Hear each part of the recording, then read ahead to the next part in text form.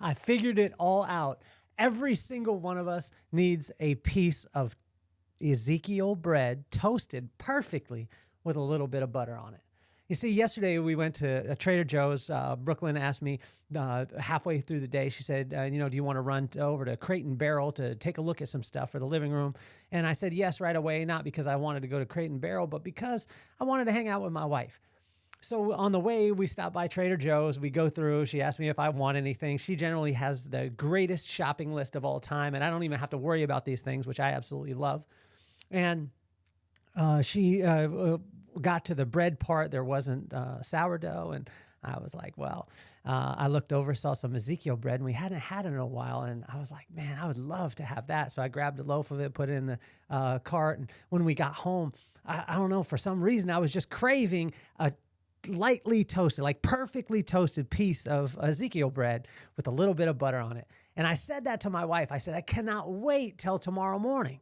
Well, this morning I got up, I was spending time with the Lord. I was right in the middle of, right now, spending time with Proverbs 1, which is the corresponding proverb for the day. I'm sitting there and the door opens up and out comes my wife with a piece of, well, actually 2 pieces of perfectly toasted, buttered Ezekiel bread.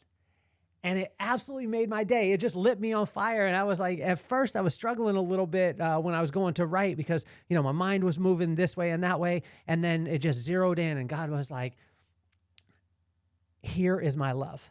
Here is my love. Not only do you have the most amazing wife in the entire world, but also I want to show you my love today, because what my wife heard yesterday was a desire that I had, and then she delivered on that desire at the exact perfect time with the exact perfect thing.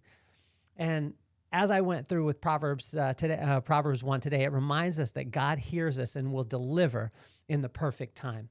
And I'm very fortunate because I had what my mom used to call is Jesus with skin this morning, meaning that I had my wife and she was embodying that love and that grace and that deliverance of the exact perfect thing at the exact right time. And I got my Ezekiel bread perfectly toasted with butter on it. So why don't we get this party started? Yeah, and this the vibe that raised us, made us, saved us. Love so strong that the hard times praised us. From base life roots to the freeway nights, we turn small rooms into launch pad flights. Yeah, this the vibe that raised us, made us, saved us. Love so strong that the hard times praised us. From base life roots to the freeway nights, we turn small rooms into launch pad flights. We begun surfing waves too low, made our own rules everywhere we go. Held tight to the truth that our parents declared. Anything is possible, the love stayed there. Now Rob's daughter ballin' on the end scene. Ole scene, Will's kids live dreams we never could have seen. This the vibe that raised us, made us, saved us. Love so strong that the hard times praised us. From base life roots to the freeway nights, we turn small rooms into launchpad flights. Perfectly toasted, buttered Ezekiel bread, the greatest thing that you can have in the morning. I tell you, if you get a chance to be able to have some, it is unbelievable. Such an incredible breakfast. But if you get to have it delivered by your beautiful wife, it is even better. My pops used to talk about it from a very early age. He had this little notebook that he carried around, and I got a bunch of them down in the garage. It would be nice, actually, one of the vibe experiences that we do, to share some of my pops' notebooks. And I couldn't share them all because there was personal stuff. But he had these notebooks and he would write the date and he would write on top of it, casting your cares. And he would date every care that he had and he would just cast it because he would say that, he was taking it and he was just giving it away to God. And he would do this. And, he told me to do it, and at first I was like, yeah, okay, cool. And then he put it on my heart this morning, actually, before my wife walked out, with the perfectly toasted, buttered Ezekiel bread. God put it on my heart, like, there's desires that you haven't written down in a while. And write them down, give them to me, and then just let them be. Don't try and take them back. Just give them to me, but date them. And my pops used to tell me this because it was making sure, I was like, at first I asked him, is this so I can remind God that, what I want? And he said, no, it's to remind you when God brings the blessing that it didn't come out of the blue and exactly where it came from, so you could tell the story and then direct people's eyes towards God as opposed to you. And it was so humbling when he would tell me that. And, so there was times like, I think there's so many times where we start off on something and we go strong and then we fizzle out. It's kind of like the gym. It's coming up, January 1st, it's going to be like, everyone's going to be like, new year, new me, all these things. And then by January 3rd, it's going to be like, I need a cheat day, a rest day. And you know what? I tried my hardest. So with this casting your cares thing, I think it was incredible this morning because God brought it into reality, right? So yesterday, sitting at the little island right after we got home from shopping at Crate and Barrel and then going to Trader Joe's, it was like the ultimate, hey, I'm married in 50 time, because that's what we did. But when I got home, I looked at the Ezekiel bread and I remember saying to Brooklyn, I was like, oh my gosh, I cannot wait to have a piece of like perfectly toasted, buttered Ezekiel bread. And I forgot to turn on the light. So let's turn on the light too. The light makes things look so much better. So when I said that, I didn't think anything of it, but my wife logged it in her head, I guess, and she woke up this morning and, in the midst of getting everything ready, getting my son ready with breakfast and lunch for him and all those things, she walks out and delivers the Ezekiel bread. Doesn't say anything, doesn't say, oh, I did this for you. No, just delivered it. It was perfectly toasted, buttered, and it was unbelievable. So, God's love is wild that way because he's going to deliver. He's going to deliver those things, but he wants you to voice them. He wants you to write them down. He wants you to date them. And that way you can remember. You can remember when he brings the blessing because he's going to, and he's going to do it in the perfect time. And he showed that through my wife this morning. So as we jump into Proverbs 1 today, this one is Proverbs 1 is very special to me because it sets the tone for everything else. And also, what I've found is the Proverbs is broken down into Proverbs 1 through 10 is all the niceties and the features and benefits of wisdom and spending time with God. Then you go into 11 through 20. That's the kind of warning signs like, hey, if you're not following wisdom, these things can happen. And it just lets you know. And it's not emotional about it. It's not super strong, but it's there and it talks about it. And then from 21 through 30, it's, the gloves come off and it's like, look, silly, if you choose foolishness, which is just the absence of wisdom, if you choose not to fill yourself up with wisdom, these bad things are going to happen. And I would suggest that I would highly recommend. And then in Proverbs 31, it's the payoff, which is the Proverbs 31 woman, the Proverbs 31 business, the Proverbs 31 friend, whatever it is. But you got to adhere to 1 through 30 to be able to sustain the blessing that's coming in 31. So that's the breakdown of Proverbs. And I would just want to reiterate that, but that's Proverbs 1 is so special to me because it really sets the tone for everything. And in verse 1 through, I believe it is 1 through 6. Let me scroll up on this. If you guys don't have a remarkable tablet too, it would be it's a game changer. Let's see. There we go. So Proverbs 1 through 6, or Proverbs 1 through verses 1 through 6. Watch this. If you want to gain wisdom, instruction, understanding, insight, prudence, right, just, and fair behavior, knowledge, discretion, wisdom, again, discernment, guidance, and be able to understand the parables and the riddles of the wise, then just read Proverbs. Now, let me say it again. These features and benefits, there's no downside to it. To Proverbs, there's no downside to it. To reading it, there's no downside to it. I've tried to find a downside. Now, the only thing is it's going to take up maybe 5-10 minutes of your day. I created the Vibe Within, which is the journal It has 3 months of journaling, and it just asks each day on the corresponding proverb, corresponding day. So it has the proverb in there, and then it just has 3 questions next to it. What verse hit your heart today? Just one of them. What did it make you think about? And then what action can you add to it today? And then it has 3 pages of that. You read the same, on the first of the month, you read the same proverb, Proverbs 1, and you'll get different things because there'll be different circumstances in your life. First, you'll read the word, and then the word will start to read you, and it's nuts how this stuff can happen. But in Proverbs 1, it just asks, like, if you want to gain wisdom, instruction, understanding, insight, prudence, right and just and fair behavior, knowledge, discretion, wisdom, discernment, guidance, and be able to understand parables and the riddles of the wise, then read Proverbs.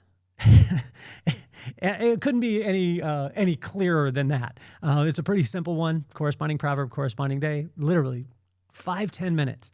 I think 15 minutes total practice in answering the questions, but just do that. And my pops was big on this. My mom was big on this, just to do it every day. Don't try and think of monumental changes, just little tiny things that we call inch stones, not the milestones, but the inch stones that can pile up. So check that out in Proverbs 1 through 6. In verse 7, spending time with God is the foundation of everything. So if we could just spend a little bit of time with him. Now, the wisdom cycle, once you get into the wisdom cycle, you'll notice this things start to roll. Once you break the wisdom cycle, then things don't have the tendency to roll. Now, it's not a ritual and it's not a religion. It's just a relationship. But the wisdom cycle starts like this. It's the fear of God. The fear of God is just the respect of God. So to respect something, you have to hear the words and see the actions, make sure they're in line. Once they're in line, then you have respect for that thing. So when you have respect for God, then he'll bring wisdom, which is the right use of knowledge. Once he does that, he could bring in knowledge. Then he brings understanding. Then he brings insight, discretion, discernment, discipline, strength, and leads you right back to the fear of God where you got the strength in the first place.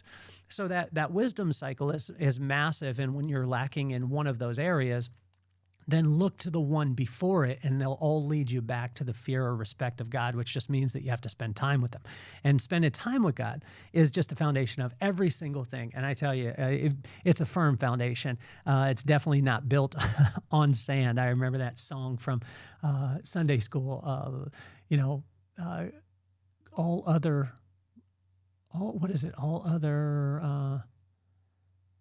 all other land is sinking sand. I think that's what it was. You remember the Sunday school song. Hopefully you do. But in Proverbs 1, verse 8 and 9 is listen to your parents and store it up in your heart. And so I had a guy in my men's group a while back. I said, everyone has the perfect parents. And he got mad at me. And he got angry. And he's like, no, I didn't have the perfect parents. And I said, no, you had the perfect parents for you. All of us have had the perfect parents. And what we want to do is we want to listen to those parents. If your parents were amazing and they were showing the example, listen to them. If your parents were not the greatest in the world, listen to their example. Listen and watch what they did, and then store it up in your heart so you know what not to do or you know what to do. But honestly, when you honor your parents, there is blessing that comes from it. So listen to your parents and store it up. Store it up in your heart, because when you store something up in your heart, the overflow of your heart is your words. And once you start to speak it, then your hands start to move towards it. So be conscious of what you allow into your heart. So fill your heart up with wisdom. Wisdom will come out your mouth, and then you'll start to see diligence happen through your hands, which is right work, because that wisdom will be coming out your mouth and causing your hands to do the right thing. In verse 10 through 19 in Proverbs 1, foolishness is on the way, so fill up with wisdom, and you will see it coming from a mile away in slow motion. Now imagine seeing something from a mile away. You're prepared for it. But then imagine putting it in slow motion from a mile away. You can see it. You could prepare for it. You could get ready. And that's what God is saying is like, fill up with wisdom. Fill wisdom up in your heart. So that way, foolishness, you'll see it from a mile away. And on top of that, it'll be in slow motion. Things in slow motion seem so much cooler too. If you do a video with slow motion, it seems I don't know. It makes it do a video of your child today or your dog and put it in slow motion and then put some music to it. It just makes it seem so much cooler. But if you imagine, I always laugh at it. I put my dog in slow motion. I laugh at it. Imagine if you put foolishness, like silly decisions, from a mile away, then put them in slow motion, and then you saw them coming, and then you put a theme song to it. It would be so much easier just to choose wisdom. It would be so much easier to be able to stiff arm the foolishness or to be able to circumvent it. But make sure that you understand when you fill your heart up with wisdom, that's what makes you see foolishness from a mile away, and it does it in slow motion. In verse 20 through 22, wisdom is crying aloud and is always available. And this is a tough one because I think a lot of times when we go to, my wife went to bless me this morning with the Ezekiel bread, perfectly toasted, butter on it, brought it out to me. I started to think about, like, what's the Ezekiel bread that I could deliver to someone today? And then I think a lot of times we talk ourselves out of this stuff because we're like, who am I to deliver that thing? Who am I to do it? Because maybe you haven't done something right. Like yesterday, I messed up with my son. I popped off at the mouth with him and got mad at him. And, I reacted as opposed to responding. Thank you, Corey Gray. But I did that. And then when I went to, when I go to deliver a blessing or I want to do something, then that thought in my head is like, well, who are you to do that because you've done, something wrong? And what God wants us to know is to just accept His grace. His grace is right there. And so wisdom is crying aloud and is always available no matter what you've done, no matter where you're at, no matter how far you've gone down the bad rabbit hole. If you choose wisdom, it's crying out and it's always, always available. In verse 23 through 33, it reiterates this. It's never too late, no matter how far you've strayed. Once you seek, listen, and apply His grace, His grace will abound. And so it's about seeking, listening, and applying wisdom. And so what is wisdom? It's the right use of knowledge, and it all comes from just spending time with Him. So when we do that, when we just spend time with God, then His grace will abound. His grace is unwarranted favor, and He just wants you to know that, especially during the holiday season right now, and when you've maybe done something that isn't the greatest thing in the world, or made a decision, or acted a fool towards someone, or anything like that. So one of the most paralyzing thoughts that we can have is, who am I to blank? Right? And we were talking about this just a second ago, is God wants to free us from that. And He hears your desires. He hears your desires, and He wants you to voice them, and He wants you to write them down. Yesterday, I voiced that I wanted Ezekiel bread perfectly toasted with butter on it. And you know what? My wife delivered. She heard it. And then she delivered. And what God is saying is, like, voice your desires, write them down, date them, and be very specific with them. Because I hear you. And when I deliver it, I don't want you telling me that it came out of the blue, and I don't want you telling people that it came out of the blue. I want you to tell them it was me.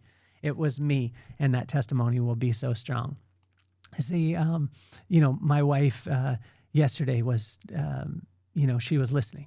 And I want to tell you, I love you, baby. You're amazing. You're incredible. You do great things. But this morning, seriously, it made my day. The perfect toasted Ezekiel bread with a little bit of butter on it, perfect amount of butter. It was right at the right time. It was incredible. And it was just that sign. My mom said, my mama would always say that sometimes we need Jesus with skin. And we need that example of God's love. And that was what it was. Brooke, you were that example of God's love this morning. And what God was letting me know is, like, He was just saying, make sure that you voice your desires. Voice your desires to Him. Spend time with Him. Spend alone time with God and just tell Him your desires. Then write them down. Then date them. Like my pops was saying, cast in your cares. And the reason why He wants you to do that is because when He delivers your perfectly toasted, buttered Ezekiel bread at the perfect time, He wants you to remember that you asked for it first, He delivered, and then that way you'll have the testimony to tell other people not to look towards you or anything else, but to look towards Him. And so, Brooklyn, I want to thank you for that perfectly toasted Ezekiel bread with butter, because you're the perfect example of God's love in my life, and I love you more than you'll ever know. This episode is unofficially sponsored by Ezekiel bread. You need to go get some. It is the best breakfast that I could have. I want to thank you guys. That's Proverbs 1. It's the corresponding proverb, corresponding day.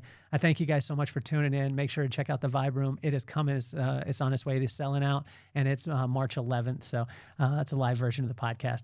Hopefully you have a phenomenal day. My name is Kelly Cardenas, and I'm officially off the hot seat. Peace, love, and soul. Yeah, and this the vibe that raised us, made us, saved us. Love so strong that the hard times praised us. From base life roots to the freeway nights, we turn small rooms into launchpad flights. Yeah, this the vibe that raised us, made us, saved us. Love so strong that the hard times praised us. From base life roots to the freeway nights, we turn small rooms into launchpad flights. We begun surfing waves too low, made our own rules everywhere we go. Held tight to the truth that our parents declared. Anything is possible, the love stayed there. Now Rob's daughter ballin' on the end scene. Olay scene, Will's kids live dreams we never could have seen. This the vibe that raised us, made us, saved us. Love so strong that the hard times praised us. From base life roots to the freeway nights, we turn small rooms into launchpad flights.